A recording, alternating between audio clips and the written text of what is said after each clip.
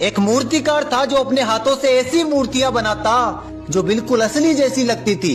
एक दिन मूर्तिकार को पता चला कि उसकी मौत का समय पास है, तो उसने यमराज जी को धोखा देने की एक तरकीब सोची।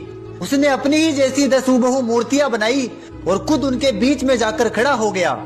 यमराज जी जब आए तो ये देखकर चकित रह गए, क्योंकि वहाँ पर एक ही जैसी 11 मूर्तियां थी। यमराज जी समझ गए कि ये मूर्तिकार की चाल है, लेकिन उनके सामने 2 समस्याएं थी कि अगर वो गलती से किसी और को ले जाए तो सृष्टि का नियम टूट जाएगा, और अगर बिना लिए ही चले जाए तो उनका खुद का नियम टूट जाएगा।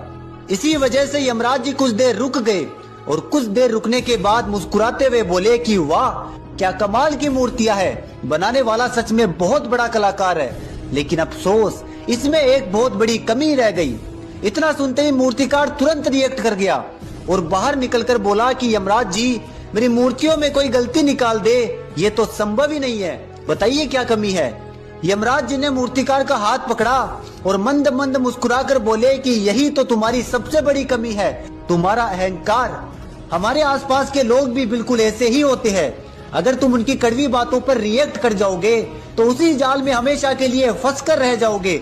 लेकिन जिस दिन तुमने उनकी बातों का जवाब बातों से नहीं बल्कि अपने काम से देना शुरू कर दिया, उसी दिन से लोग तुम्हें गिराने की नहीं, तुम्हारे जैसा बनने की कोशिश करेंगे।